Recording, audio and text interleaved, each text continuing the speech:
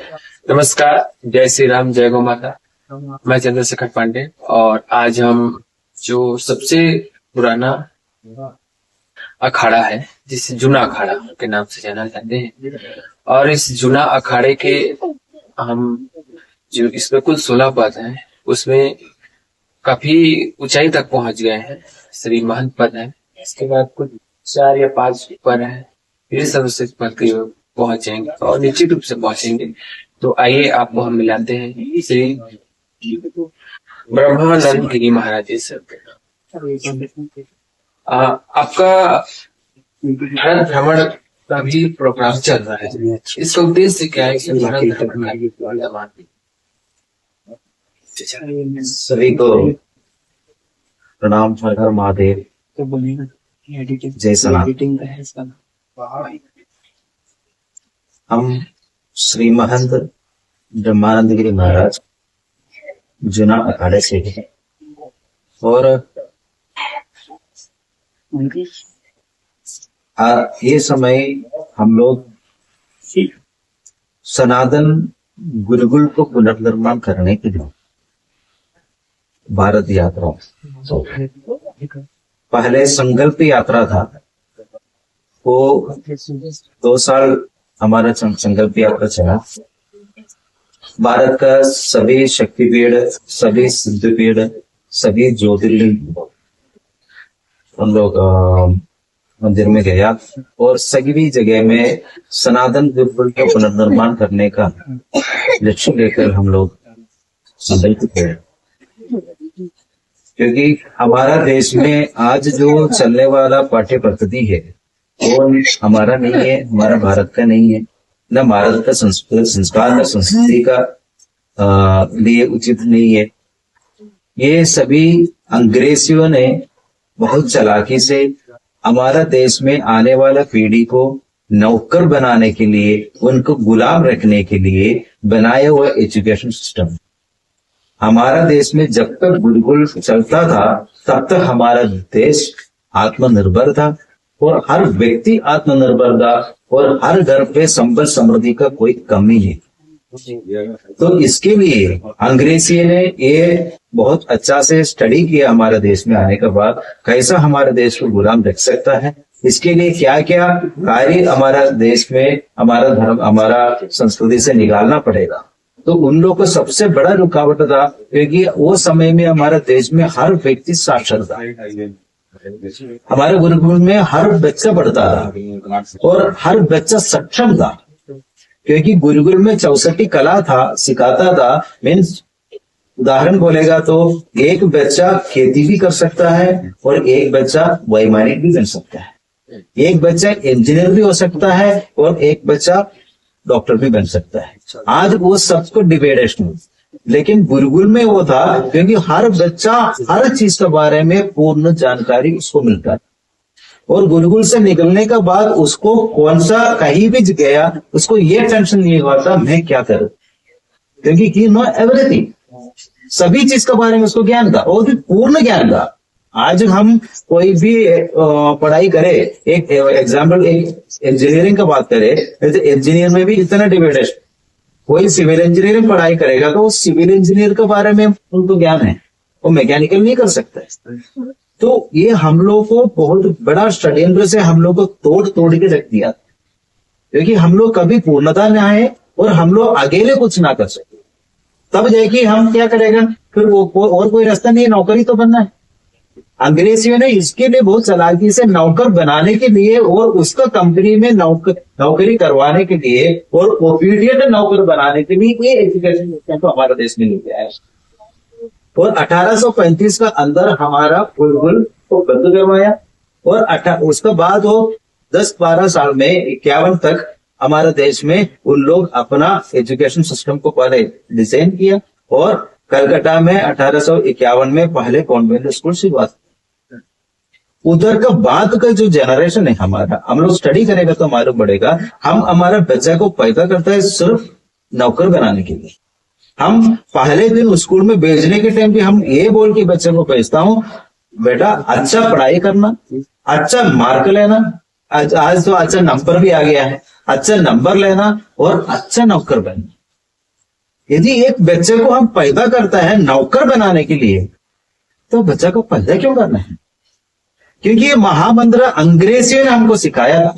क्योंकि अंग्रेजियों को वो समय में अच्छा नौकर चाहिए और गुलाम चाहिए था। आज हम शरीर से भारतीय नहीं, लेकिन सोच, विचार और खान पान, वस्त्र धारण सभी तरीके से हम अंग्रेजी है। हम आज भी गुलाम हैं, सिर्फ नाम के लिए हम भारत में हैं। और आज भी हम ड्रीम इसके लिए करता हूं, हमारा बच्चा अच्छा पढ़ाई करे, वो अच्छा इंजीनियर बने, नहीं तो अच्छा हायर स्टडीज करे, तो उसको अंग्रेजियों के पास भेज देते हैं हम, तो उधर जाके नौकर बने। अंग्रेजी यही चाहता था। हम लोग जितना डेवलपमेंट हो गया, हम लोग गर्व कर रहे हैं। क्या डेवलपमेंट किया? हमारे देश के लिए, हमारे बच्चा के लिए पैदा नहीं कर रहे हम लोग। हमारे देश के लिए बच्चा को पढ़ाई नहीं करवा रहे। हमारा ड्रीम यही रह रहा है, हम जितना भी पढ़ाई करेंगे, जितना जल्दी से जल्दी बच्चे को अबॉर्ड भेजे, और फिर तुम इधर नहीं आना है, उसको यही भी मंत्र बोल देते हैं हम लोग। और वो बच्चा उधर गया तो उधर पूरे व्यवस्था करके रहेगा। उन लोगों को मालूम है सबसे ओबीडियंट नौकर वर्ल्ड में भारत में पैदा कर रहे हैं, और भारत में पैदा करके उसको दे रहा है। उधर जाके वो छोटी सी कंपनी खोल देते हैं, और हमारा आदमी लोग को उधर नौकर बना के रखते हैं, और हमारा आदमी लोग और कंपनी को वर्ल्ड नंबर 1 बना देते हैं। तो इतना बड़ा सोचे समझे स्वादिष्ट को हम लोग आज तक पहचान नहीं पाए। वो पहचान इसके लिए नहीं पाया क्योंकि छोटी उम्र में जो डे 1 में हम लोग स्कूल में जाने तब से हमको एक ही मंत्र देता है, बेटा तुम और कुछ नहीं कर सकते हैं, तुमको कोई काबिलियत नहीं है, तुम सिर्फ पढ़ाई कर सकता है और अच्छा नौकर बन सकता है। यदि एक छोटा बच्चे को आप नौकर बनाने के लिए पैदा करें और नौकर बनाने के लिए 25 साल तक पढ़ाई करवाएगा, तो वो बच्चा अपने आप में क्या कर सकता है? जितना बड़ा आईआईटी में पढ़ने वाला बच्चा की पूछ के देखना, वो कभी नहीं बोलेगा हाँ मैं आईआईटी करने के बाद मेरे पैर में खड़ा होगा, मैं एक अच्छा एंटरप्रेन्योर बनेगा, नहीं तो मैं एक बहुत बड़ा रिसर्चर बनेगा और हम अपना पैर में खड़ा होकर 10 आदमी को मदद करेगा। किसी का मुंह से नहीं आएगा। वही खोल के देखो, सभी लोगों का एक ही चीज पूछता हूं, एक ही चीज बोलता हूं, मैं पढ़ाई करके बहुत बढ़िया हो गया तो जल्दी से जल्दी भारत छोड़ के मेरे को जाना है, उधर जाके सेटल होना है। तो ये एजुकेशन सिस्टम किसके लिए? भारत के लिए तो है नहीं। जो छोटी छोटी स्कूल में पढ़ के करने वाला बच्चा भारत में रह जाता है, बाकी जितना भी डिग्रीज में जा रहा है वो सभी लोग एक ही ड्रीम है, भारत से बाहर जाना है। अंग्रेजी यही चाहता था। भारत गुलाम है, आज भी गुलाम है। कहां स्वतंत्रता मिला? किस लेवल में आप बोलो हम स्वतंत्र हैं? हमारा खान पान तो ओरिजिनल हमारा देश का खान पान था, वो सब बंद कर दिया। हर चीज को हम लोग उनको अनुकरण करने के लिए हमको सिखा दिया है। जो कॉन्वेंट स्कूल हमारा भारत में चल रहे हैं, ये पूर्ण रूप में अंग्रेजियों ने आज भी चला रहा है, उनको सोच को ही आज भी चला रहा है। नहीं तो आप बोलो हमारा देश में भारत देश स्कूल में बनाने में क्या जरूरत था? हमारा संस्कार है भारत देश में। और हमारा स्कूल का यूनिफॉर्म देख लीजिए आप, आज हमारे बेटियों को कौन सा यूनिफॉर्म पहना रहा है? ये हमारा संस्कार है। तो ये सभी चीज को खत्म करके पुनः हमारे देश में आने वाला पीढ़ी को सही संस्कार दिखाने के लिए, उन लोगों को सही शिक्षा देने के लिए, सही विद्या देने के लिए पुनः हमको गुरुकुल का निर्माण करना बहुत जरूरी है भारत में। यदि ये समय में हम लोग गुरुकुल का पुनर्निर्माण नहीं करेगा तो आने वाला पीढ़ी कोई हमारा है नहीं। आज भी हमारे बच्चे लोग को मालूम नहीं क्यों जिंदा है, क्या करना है, क्योंकि उसका कोई लक्ष्य नहीं है। माँ बाप बोल रहे पढ़ाई कर रहा हूं, पढ़ाई कर रहा है, किसके लिए पढ़ाई कर रहा है उसको मालूम नहीं है। पहले एजुकेशन होता था वो ज्ञान के लिए होता था। जो हमारे देश में गुरुकुल में पढ़ाई करने वाला बच्चा ज्ञान के लिए गुरुकुल जाता था, नौकर बनने के लिए नहीं। और ज्ञान मिल गया तो उसको नौकर क्यों बनेगा? वो अपने पैर में खड़ा होगा। हमारा एक समय में पूरा विश्व का आदमी लोग भारत में लूटने के लिए आता था, क्यों? यदि भारत गरीब राष्ट्र था, भारत में कुछ नहीं था, तो ये मुगलों ने व अंग्रेजियों ने यूरोप से जितना कंट्री है सब लोग हमारे देश में क्यों आया? वो टाइम में तो विमान तो नहीं था, वो तो हमसे इतना डेंजर सिचुएशन में समुद्र में आता था, वो भी आज के से शिप तो नहीं था। तो इतना डेंजर सिचुएशन में उन लोग इतना तकलीफ देखी, वो भारत में आके भारत को कब्जा करने के लिए कोशिश क्यों किया? हम लोग तो सोच ही नहीं रहे। हम लोग को यही सिखाया भारत गरीब राष्ट्र है। यदि भारत गरीब राष्ट्र है तो इतना दूर से इन लोग क्यों आया? और आज हम लोग को मालूम पड़ रहा है अंग्रेजों ने इधर से कितना लूटा, उसको गिनती आज तो कर ही नहीं पा रहे हम लोग। और मुगलों ने बार बार लूटा, मालूम नहीं पड़ रहे। और मुगलों ने आके लूटा तो कोई बाजार को तो आक्रमण नहीं किया, वो सभी लोग मंदिर को क्यों आक्रमण किया? तो ये जो हमारा ओरिजिनल हिस्ट्री है वहां हम लोग को सिखाई नहीं जाती। यदि हमारा ओरिजिनल हिस्ट्री हम लोग सीख लिया तो हमारा अंदर राष्ट्र का प्रति गर्व होगा, हमारा धर्म का प्रति गर्व होगा, तो हम गुलाम नहीं बनेगा।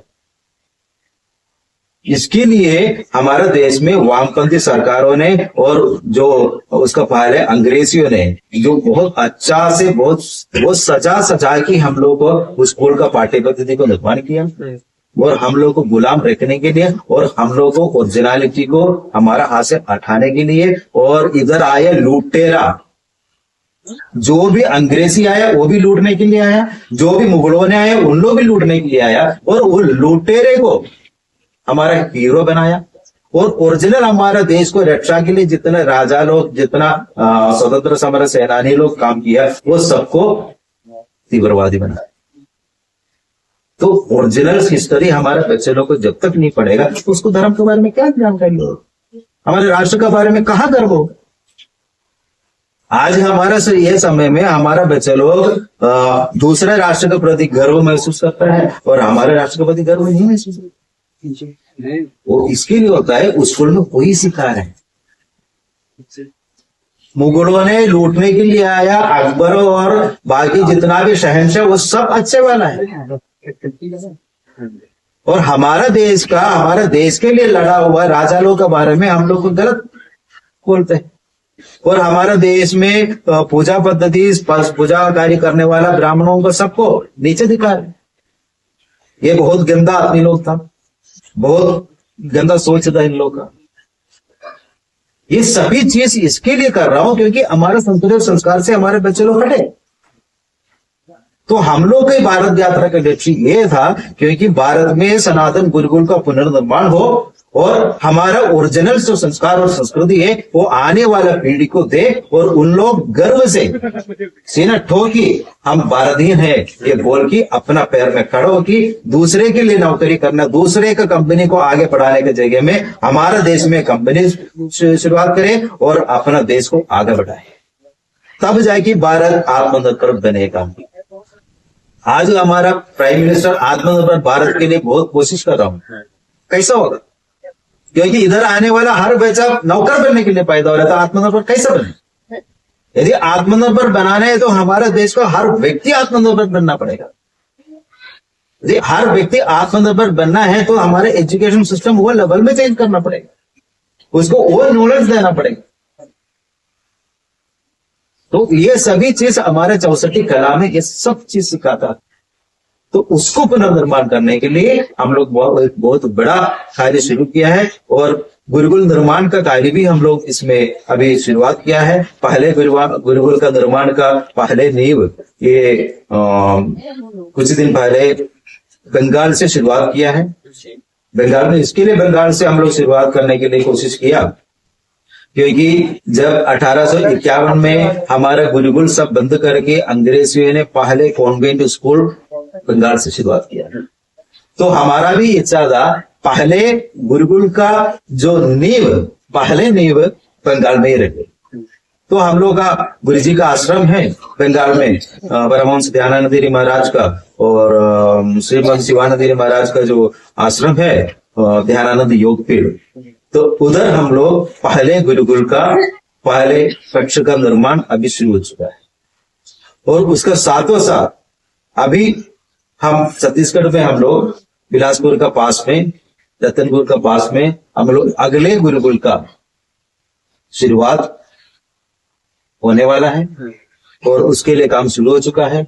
अगले साल में हमारे बच्चे लोगों को गुरुकुल में पढ़ाने के लिए हम लोग गुरुकुल तैयार। उधर से